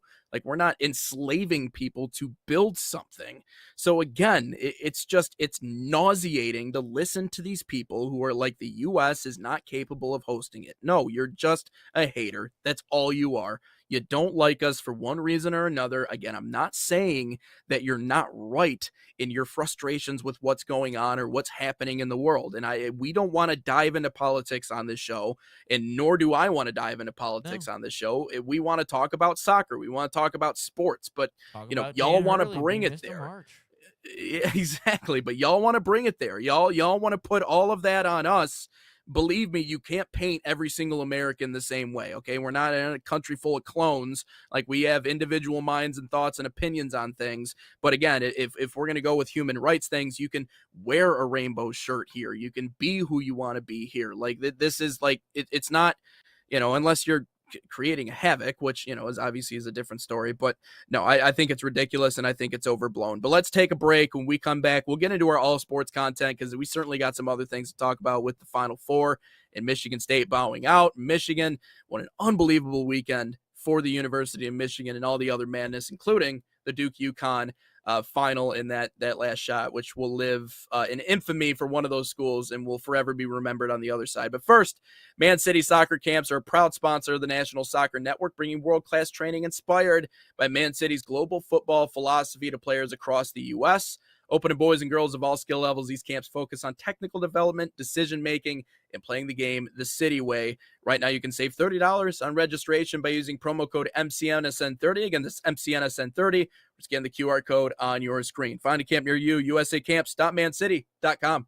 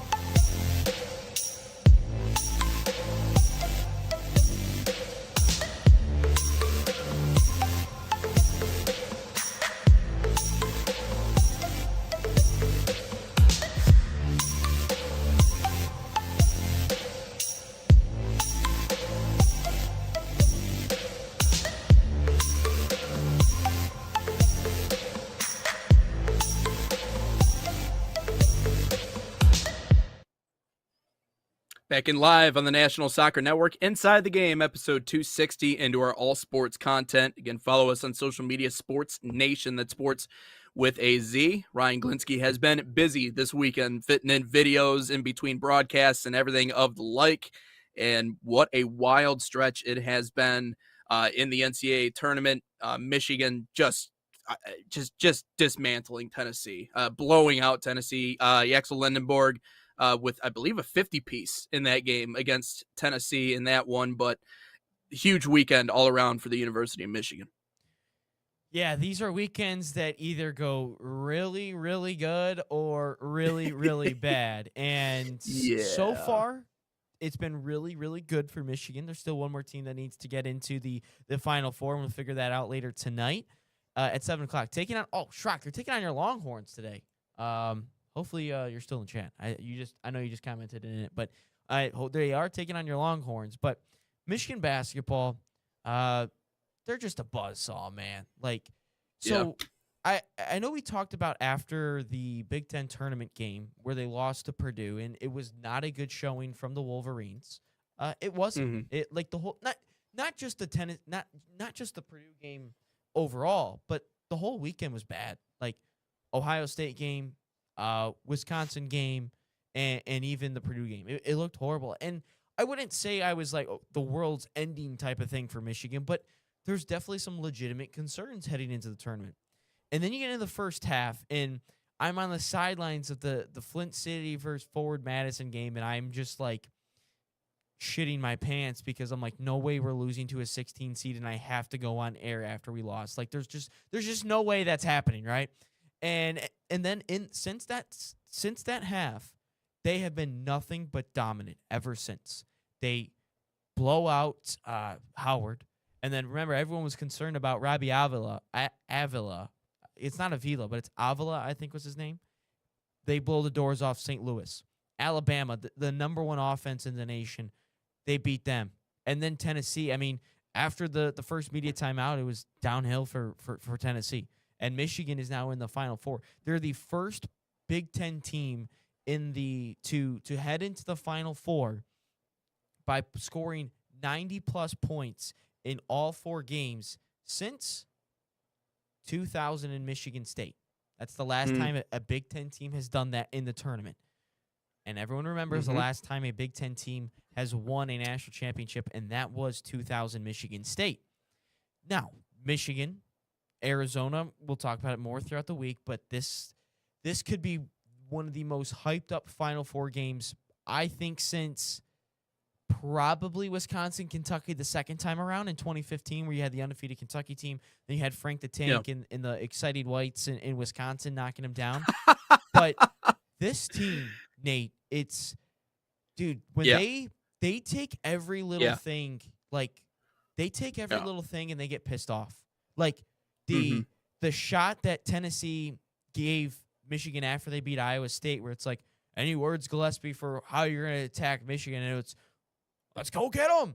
And then after the game, you hear Merez Johnson. He finally he goes, let's go get them. Like, they take every little shot personal. And I think the best part about this team is whenever a teammate gets, like, attacked a little bit, you piss off the whole team. Like, we saw that with Carey and Merez Johnson. And Yaxel Enenberg, who I don't even think was on the floor, he's chirping. Roddy Gale, he's chirping. Which, by the way, we got to have a conversation. Roddy Gale might have to be on the Mount Rushmore of basketball greats. He might be up there with Michael Jordan, LeBron James. Roddy Gale is unbelievable. I don't know what happens in March, but Roddy Gale becomes this dog. I do not understand why, but he just turns into something that doesn't happen. But this team is so good, man. Like, you look at the depth off the bench, and I think they got back to themselves. And I look back at the Purdue game, and I just think you got punched in the mouth, you got out-physicaled, and that's something this team hangs their head on, and they get back to it, and they're going back to putting BTA on all these teams. And by the way, there's nothing sweeter than beating 2 SEC teams on your route to a Final Four. By the way, 27 for Yaxel Enenberg. I misspoke a little bit earlier. It was definitely not a 50 piece. I don't know what I was looking at. But anyways, 50 points between the last 2 games is probably what you're thinking. That's probably what it was. It probably is a combo. So anyways, the kid's just a menace. And here's what I'll say, because when it comes to Dusty May, people, cast his coaching ability aside because he's just someone that, he just spent more money than anybody else, right? You just put the best roster together. Well, you do realize in college sports now, roster construction is everything. That is the most important thing. It is? As a head coach, is to be a good general manager. It's exactly. Right. Like, right. Isn't that crazy? This is a crazy concept. I know. But putting the best roster together and being a good general manager and a good floor manager is what makes a good coach. And Dusty May has been both of that. And it's amazing to see in real time him combine the two things. I think, to your point, I think the culture has been certainly set in stone. And I understand that maybe they're a little too loosey-goosey in the media, but if anything, I think that just shows that this team is having – I think it just shows that they're having fun, maybe a little bit too much fun. Maybe they're just feeling themselves a little bit too much. I understand that. But I would almost prefer a team be loose and confident and all of those other things over rigid and cold and quiet. That's how they want to play. And so I think Dusty May is I think in the new era of the general manager head coach, which I think is a more accurate representation of what head coaches are in the college game now versus maybe what they used to be. I think Dusty May has been the standard in college basketball. Now, I don't want to go too far, right? Because he still has to win a national title. Like, we still have the two most important games on the horizon. But my goodness, he showed me a lot. He certainly showed me a lot. But the other part that I'll say here, Ryan, too, is just like, and I think we're going to start seeing more of this. I know we talked about the death of the Cinderellas. And I think that's going to become more of a storyline in the years to come, simply because these teams at the top who can't afford the best players, Michigan is built like an NBA team. Like, the way that they play is like NBA-esque, and listen, I like the NBA playoffs. Okay. I understand people are, oh, March Madness is so much better, but in the NBA, you don't see as many bricks. You'll see a guy just go off and hit 5-6 in a row. In the NBA, you'll see a rebound and you'll see essentially a baseball pass from Jokic from one end to the other and a slam off of 1 foot in seconds after the rebound was done. You see the ball movement, you see the speed, you see the height, you see the athleticism. I mean, it's just, they're aliens. Like, if you've ever sit courtside at an NBA, or forget that, even a G League game, you're like, how is a 7-foot guy able to stretch the floor in like 4 steps? How does that happen? And so when you look at the way Michigan is constructed, they're bigger than you, they're stronger than you, they're faster than you, they're taller than you. They are constructed the way an NBA team would look. And it's, how do you even compete against that? Arizona can match up against that. I'm not saying they're going to blow by Arizona by any stretch of the imagination. No, I think it's going to be a great game. But it is the way that this team was built. I'm always for the who's the player for the Bulls? What's his face? Like Yoshi, or the 5'8" kid who's like having a good stretch, right? I forget what his name is. I'll think about it here at some point, probably at 3 a.m. when I wake up to go to the bathroom or something. But anyways, like, it's cool to see those stories. The Nate Robinsons and those guys who are like undersized really succeed in this game. Isaiah Thomas, another example. But this is a tall man's game, and it will forever be a tall man's game. And whoever has the size advantage, generally speaking, is going to win. And I think Michigan, to that degree, they're tall, they're big, and I think Dusty May kind of realized that, and just the ultimate roster construction that we've seen in college basketball this year. Now, again, Arizona can go toe for toe with us, so that game, it'll be a good ball game. But it's just the makeup of this Michigan team, that the way that they're structured, the way that they're built, was just that much better. And obviously on the Michigan State side, I find it hard for Spartan fans. First of all, maybe an ounce of sympathy here from me. I realize I'm a Michigan man, but what a brutal weekend, man. I mean, Wisconsin is not a better hockey team than you guys. That was an upset. That wasn't supposed to happen. That program is on the rise, and I think they're certainly in a place where they can make championship runs. He's finally going pro. Yeah, big time. But so that's the bigger upset in my mind. But when it comes to the basketball conversation, and I know that you had mentioned something along these lines over the weekend, Ryan, we had set our expectations of what the ceiling was for this team a long time ago. So I understand that March can give you some sort of false hope, because that Izzo's going to win in March. He's going to get to March. He's going to win a few games. They're not going to bow out in the first round. At least most times they're not going to. But I think it gave this team a level of false hope, because, Ryan, I just don't think they are structured right now to win a championship. We said that a month ago, said that a couple of months ago, and now we just saw it in the tournament. I don't think Jeremy Fears is ready for the big moment. I think they have holes. I don't think that they were perfectly constructed. So, not saying you can't be disappointed about what you saw against UConn or what happened, but we kind of expected this, right? Yeah, like, I think this Michigan State team, and I think they'll be this way for a while. I know they have an insane recruiting class coming in. They'll have a lot of returning players coming back. That's Jeremy Fears, Cohen Carr, Kurt Tang. I don't know who else, but they're gonna have a lot of really good pieces. Yep. But the difference is, is the approach that Tom Izzo has to everything else. Look, this guy's a Hall of Fame coach. I'm not discrediting what this guy has ever done. But since the 2020s, I've said it, Michigan has been the better basketball program, and which is crazy to think because Juwan Howard was running it for 4 years. Yeah. I know. But the way that Michigan has attacked and adapted to the modern game, the modern college basketball game, portal, NIL, all that fun stuff, they've jumped Michigan State because the best 2 years of Michigan State, obviously this year and last, they won the Big Ten regular season championship last year. But in the big games, against the really good teams, whether that's this year Michigan State or against the best teams in the tournament, i.e. Auburn, UConn, it looks the same every single time.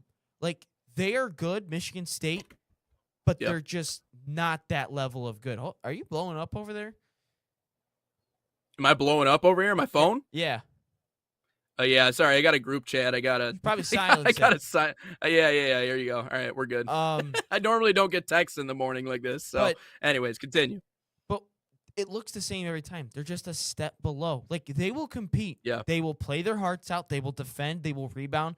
They can make some shots outside of the first half against UConn. Like, don't get me wrong. This is a hard-nosed team.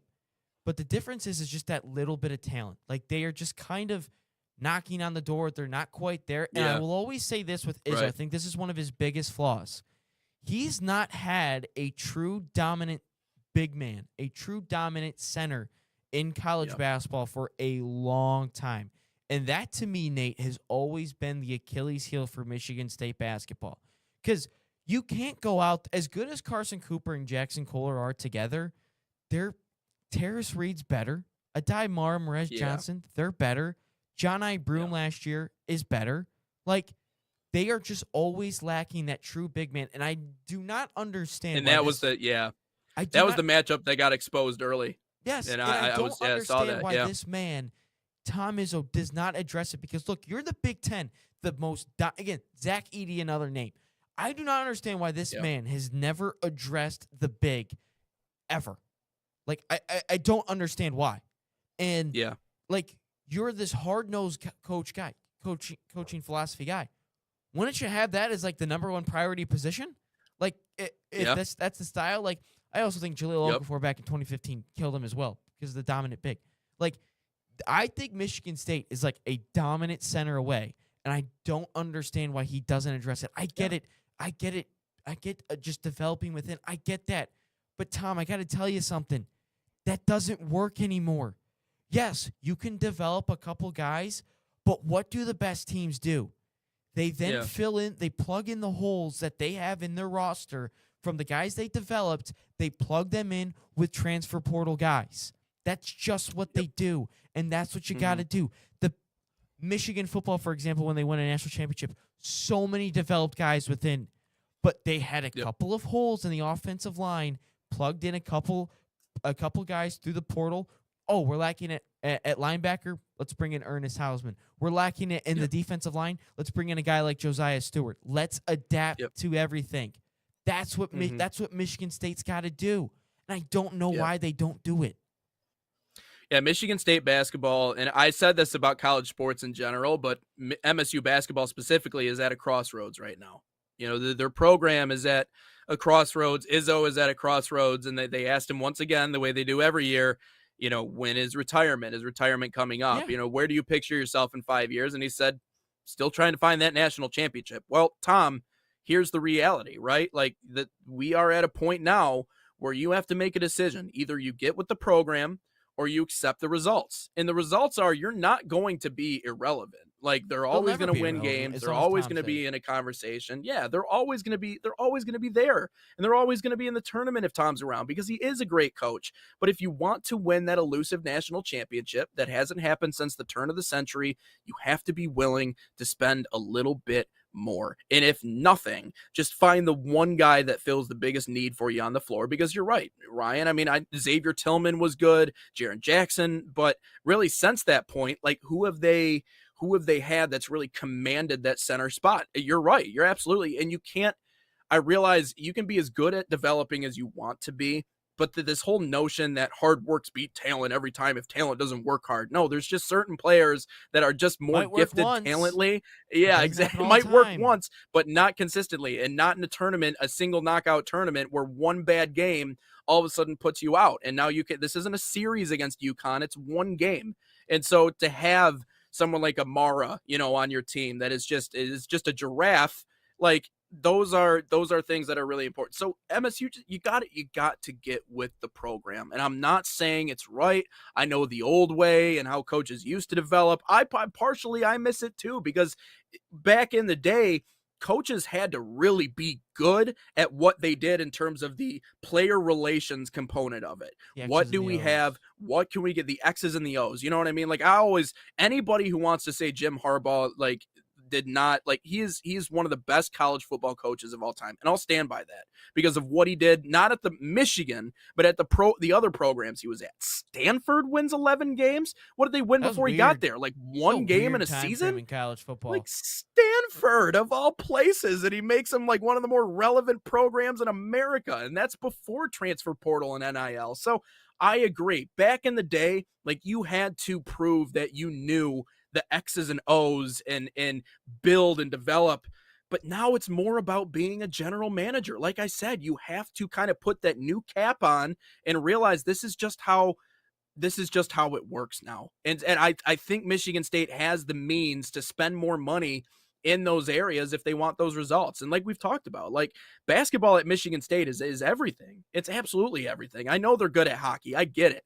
But basketball is the thing that moves the needle forward. And unless you want to be a team that just bows out a couple of rounds into the tournament every year, it's something you have to do. It's a must. It's an absolute must. And real quick, before I know we got a break to come up to, and I know this will probably parlay into our next our talking point.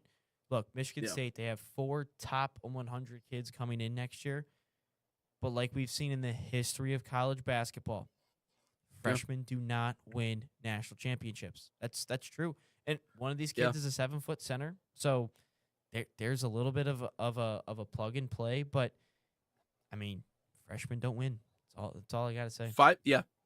Stars will get you beat. But anyways, let's take a step aside here on the show. When we come back, we'll continue our conversation here on Inside the Game.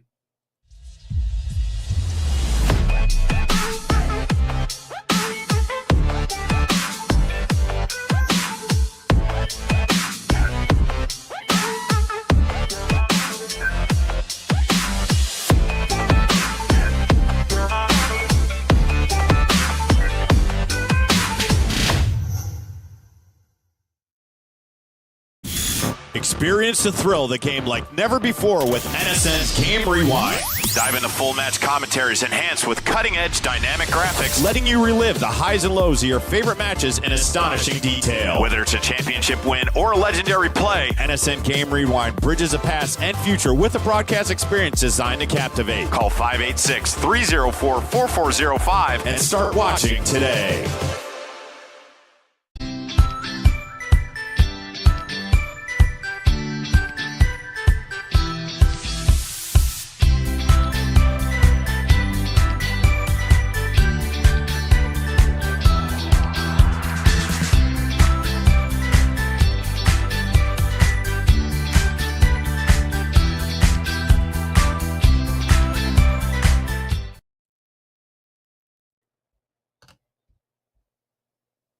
Welcome you back in live here on Inside the Game. Sorry, I thought there was one more commercial. I know I've seen those a million times, but I'm ready to go. Let's get into our final topic here. I just saw a video come across my social media. This guy named Ryan talking about how John Shire is a fraud. And I didn't get all the way through the video. That's why I was caught napping there for a second. I was 10 seconds in.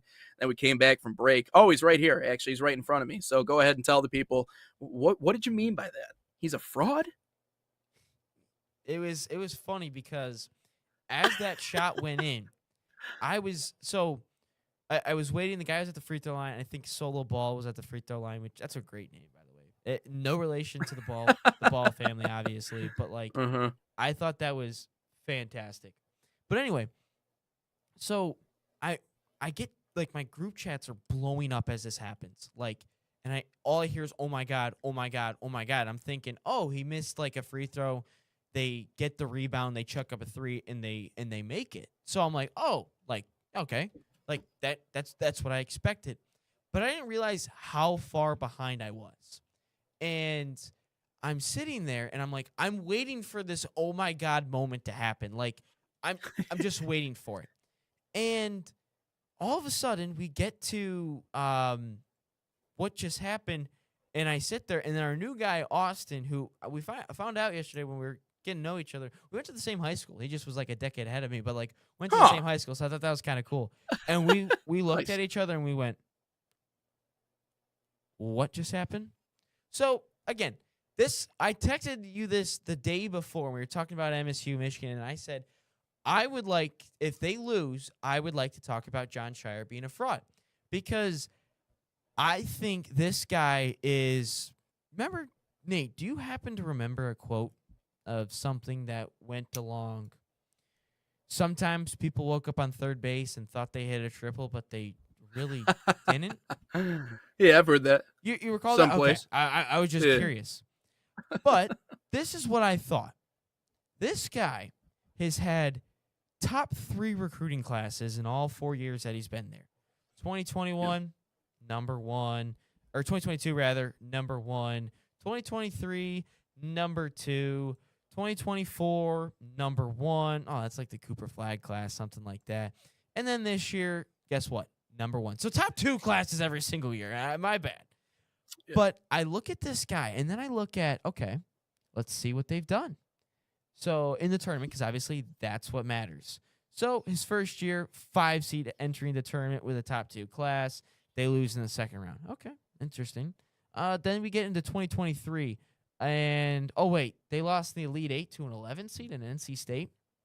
Okay. Oh, wait, so we'll have a number 1 seed with potentially 2 of the top NBA rookies and a unbelievable center in Malawak and Cooper Flag and Con Knipple. We're gonna get to the Final Four, but we're gonna throw that game away. Okay. So then again, we're gonna get into this year, and you're telling me we have 3 5-star recruits, and every single player is a top 50 recruit. The other 2, and this team, Nate, never looks dominant to me, like ever, because there's a point in time, and some of these guys have been in the program for a little bit. So it's not all just freshmen, but their stars are always freshmen. But a couple of these players have been in the program. Like Isaiah Evans has been in the program multiple years. The Caleb Foster kid, he's been in the program for a couple of years. And Gongba's been in the program for a couple of years. So this isn't just a straight freshman team. Yeah. This is not just straight freshmen. They have seen, like we talked about with MSU, plugging and playing guys through the portal in your spots. They do this. But there's just times where this guy is outcoached in big moments all the time. He was outcoached. He said he was outcoached in the first round by Siena. Yes. He said it himself in the post-game interview. Is going? Syracuse. So Syracuse could be back. He's outcoached in damn near every single game, Nate. This guy is outcoached. You have top recruits. Cooper Flag, who's supposed to be this generational talent. Con Knipple, who I'm supposed to hate because he's a white boy shooter from Duke. That I'm supposed to hate Con Knipple, but I couldn't because I like Cooper Flag so much. And this guy can't get it done. He can't get it done with 5 stars all over the place. It's almost like Coach Cal. But the only reason this guy's getting all these recruits is because of what Coach K built in the brotherhood that's Duke. That's the only reason he gets this. If you were to put John Shire in a mid-level Power 4 program, this guy's fired in 3 years because he gets out-coached in every big moment. If you put any somewhat level style, any level team on this guy, playing against John Shire, he gets out-coached. Out-coached against St. John's, out-coached against UConn, out-coached against a damn 16 seed in Siena. Gets out-coached against Calvin Sampson. And I do want to point this out, too. I don't know if anyone follows Ryan Hammer on Twitter, but this guy is unbelievable, especially with college basketball. But he goes, credit to UConn, but another epic crumble from Duke. They beat themselves because of inexperience, got rattled in so many late-game situations. UNC this year, Texas Tech this year, now UConn. Last year in 2025, Houston in the Final Four, Kentucky, and Kansas. Nate, did you know when number 1 seeds in the history of the NCAA tournament, number 1 seeds are 134-0 when teams are up by 15 plus at halftime. You know the record is now 134-1 because that's John Shire. And if I got to hear about, it's the players' fault, they shouldn't have done this. You don't lose a game by 15 plus. We saw a coach who blew a 15-point lead in a national championship game. Yep. He's now fired. Just saying out there. But this guy, John Shire, is a fraud. And wait, who puts these players in these situations? The coach? See, that's okay. the part. Just saying. That's the part right Just there. saying. That's the part right there. That is the part right there. If you are a good coach in those high leverage, high tense situations where all you have to do is get the ball across half court. That's it. That's it. If your players aren't ready to handle that situation, that comes down to coaching. If you have a player that's trying to force a ball through a double team in a situation like that, that comes down to coaching. If you don't have someone closing out on that shot with their hands up, that is coaching. That is coaching. If you blow a 20-point lead, that is coaching. You know what? I talked about Michigan being like an NBA team earlier. Duke actually put the NBA in defense yesterday because that's the kind of defense they were playing. You're late on your rotations. You're lazy in closing out. You're not keying in on key players. You rested on your laurels when you got the lead, and Dan Hurley and the better program won.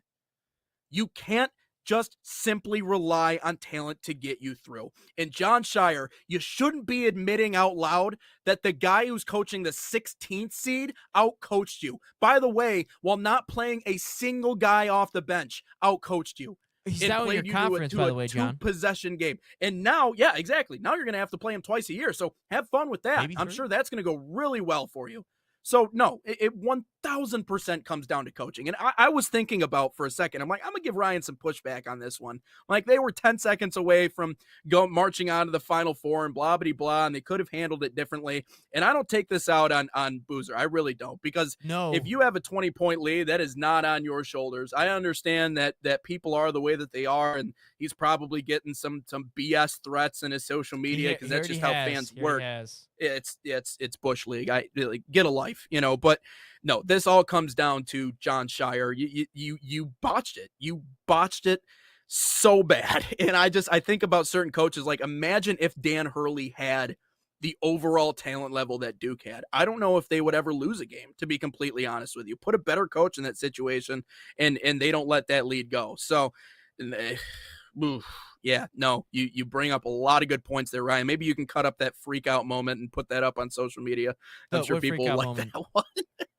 The one where I'm yelling about all that comes down to coaching right after you were done talking. We can put yelling at the screen and whatnot. I do got to figure something out, though. Was there a timeout? Did they? Oh, my God. You're telling me they had a timeout. So I was thinking, I got to go back to this shot. Okay. Well, So here's the question. If you call timeout, can you advance the ball in college basketball? I'm just you saying, advance the ball in a timeout, right? I'm just saying, again, it doesn't matter where the ball goes in or out. I'm just saying when I'm looking back at this play, because obviously we cannot put it on the screen or else we'll get effed. Just saying. But so 10 seconds to go, it comes into Cam Boozer, bobbles it, he gets trapped right away, 9.7. But he gets the ball to the baseline, 8.6, gets it up to Cam Boozer. The way this whole possession was going, there is you, John. Oh my God, you were by the ref. There is nothing that's stopping you from doing this. Timeout, timeout, timeout. There's nothing that's stopping you because you know what? You have the utmost privilege in college basketball. The logo that's on your chest, the Duke Blue Devil symbol. Because it's weird, like Duke always wins the free throw battle no matter what happened, no matter what college basketball game the level is. And you know for a fact the ref will, the moment he can hear timeout Duke. John, you have to just do this. Call a timeout. And the whole Caden Boozer stuff, like, look, I have the utmost respect for any person in this world. If no matter what level, no matter what age, background, whatever you just did, whether you're a factory worker or you have some fast food at Panda Express. But shout out the guy a couple weeks ago who told me it was going to be a 2-minute wait for my bowl. Ends up being a 15-minute wait, and he goes, "So sorry, sir, about the wait. Here's some extra food for you." God bless. God bless you. Yeah, good Kevin stuff, McGonigal bless. Kevin McGonigal bless. But Caden Boozer sits there, and this kid's got 10 million microphones in his face, and rightfully so. Yeah. And he sits there, and they're like, "What happened in that play?" He's bawling his eyes out. He goes, "Got to be stronger on the ball. Got to be stronger on the ball." Like, that's on me. Yeah. Utmost respect to this kid. This kid handled it like a pro. Look, he makes one bad play. And to be fair with you, Nate, this kid, when Caleb Foster went down, I was like, I don't know if Caden Boozer's going to be able to handle this thing. I don't know if he's going to handle the reins of being the point guard at Duke. But he did well. I thought he was really good against St. John's, and I thought St. John's was going to beat him regardless because of their press, and I thought he was fine. So I think this kid, please, do not give a kid like this death threats. It's just a sports team. I get it. It's tragic. He's probably there's a question of the day that's regarding him. But I'll just say this. Do not give this kid death threats. He played his ass off all season long and got put into a fire when his starting point guard goes down for pretty much the whole year, which, by the way, I don't know what they were shooting up Caleb Foster because there's no way in hell after you get foot surgery 3 weeks you're playing in an NCAA tournament game. I'm just saying. But no, utmost respect to Caden Boozer. Yeah, no, you're 100% correct. Just people, that's how they go. But no, it all comes down to coaching. Just a masterclass on one end and an utter failure on the other. But let's get into question of the day. Question of the day presented by Salt Athletic, an official sponsor, is here. That clip might make it on a hype video. I don't know exactly what clip. I don't know what he's talking about. I mean, it's a non-hype video. I know, I understand what he's saying, but I don't know exactly what when he gets fired, that'll end up on that clip on ESPN. This is all coaching. Hey, this podcast is famous now. Anyway, use promo code SN15 to save 15% off that number one spell proof cleat bag that 100% works. Visit saltathletics.com today or scan that QR code on your screen. Question of the day, though. What is the worst choke job in March Madness history? I got mine, but what's yours, Nate? It has to be Virginia bowing out against Maryland, Baltimore County in the Golden Retrievers, because I know that they were favored to win the whole thing that year. That was they were the favorite. They were the choice to go out and win it, and the little old Retrievers from Baltimore, Maryland County beat them. And I remember ordering a jersey directly afterwards. But I remember they had this guard that was sick. But yeah, everything about that matchup. And I'm pretty sure they were the first ever 16 seed to ever win in the NCAA tournament. Now, wasn't Fairleigh Dickinson, weren't they a 16 seed when they beat but they were a St. couple Peter? years after. Yeah, exactly. So, but anyways, that undoubtedly I think is, and I remember being, because I was in college at the moment, and obviously I went to a smaller college than you did, but I was at Cornerstone, and so there's like this main like hangout lounge area where everyone just kind of hangs out, and there's a big projector screen, everybody's watching it, and it was just like, that was one of those moments where it's like, this is a key memory in the history of me watching the tournament, and this is the reason why everybody loves it. So we want to see the best teams play, but there's a reason why it's so big. You got 3 other best teams in the country. It just so happens one of them lost to the Golden Retrievers, who nobody had heard of before, literally that day. So that has to be probably arguably my biggest disappointment in this tournament's history. So I'm currently watching mine. And there's a lot of lore behind this one. I know I've said it before on the podcast, but this is a massive choke job, which is Virginia, but it's Furman back in 2023. Oh, yeah. Something like that. Virginia's got a few doozies in there. So, and the reason I say this, again, you've got one left, Tony. You could use it when you realize your 5'5" point guard's trapped in the corner with less than 10 seconds to go. And I say this because Kihei Clark, horrible pass, kind of did what Cam Boozer just threw it down the court, gives it away, and then Furman hits the shot, wins the game, whatever. But I do say this because there's a couple of reasons why. One, Furman in my high school friend group was always this program when they finally took on Michigan State in football back in like 2018, 2019, for whatever reason, we always got behind Furman. I don't know why. We're like, we love the Furman Paladins. I don't know why, but we always loved them. It's like Slippery Rock. Like there was no reason why we liked them. We just liked we liked the Paladins. We liked the color, like Furman. Like that's just sick, man. Like just fun. And they finally get into the tournament because Furman was a program like Oakland where they kind of always would get to the conference tournament final, lose, and then eventually like they just were always on the cusp of making the big dance, and they finally made it. So I was hype about that. And the number 2 reason is I was in journalism class. And Ben Boscher's in this class, too. The whole class. Nice. The whole class. And Joseph Korzeniewski, who is now a reporter for, I think, Toledo. Not athletics, but Toledo News Station. He's now MMJ for them. So we're all sitting in this class. And everyone has their laptops out. And even the girls are watching this game. Like, everyone in their right mind. We have a professor that can't really speak English too well. And she's up at the board. And she's writing. I think I remember this story. She's explaining something, and all of a sudden, like, everyone's, like, so locked in. And all of a sudden, simultaneously, everyone just goes, oh! And the teacher turns around like, what just happened? And we're like, that was a great, great moment you just had there in the lecture, Professor. Yeah. But everyone in the class, there's probably like 15, 20 of us, simultaneously go, oh! And she's just like, what? Is everyone okay? And we're just like, oh, man. Great lecture. But, like, that is the magic of March Madness sometimes. And then there was times in that class when I was watching Champions League or Arsenal Premier League games, because at that point, that was the year of the last World Cup, so they were fitting in games whenever they could. So there was a lot of midday or midweek evening games. So I'm just sitting in class, and I'm just watching Premier League, and I'm, like, low-key crashing out because in the middle of a title race. And this professor had no idea.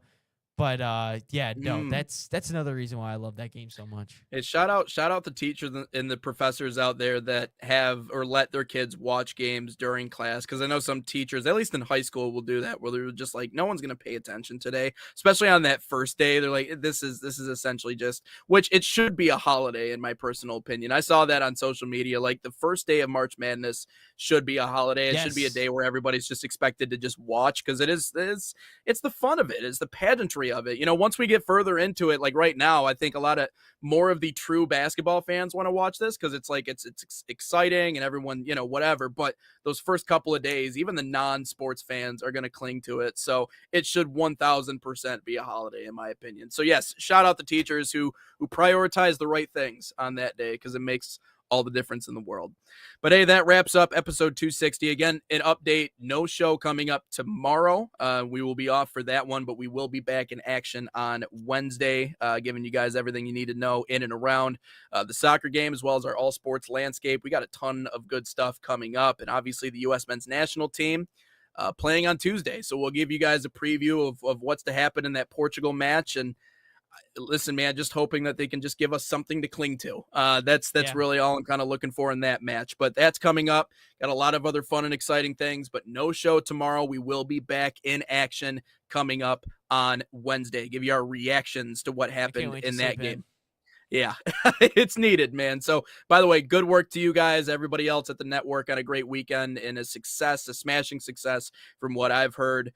Big things coming, not only for us, but also for that indoor soccer league as well. So just keep working hard and good things will certainly happen. But until we talk to you guys for 261 on Wednesday, my name's Nate. That's Ryan. We'll talk to you then here on Inside the Game.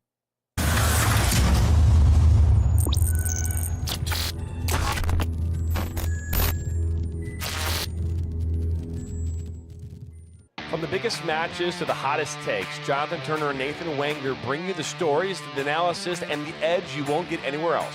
Streaming live weekdays at 9 a.m. on YouTube, Roku TV, Facebook, Twitter, and all major platforms. No filters, no fluff, just real talk, real soccer.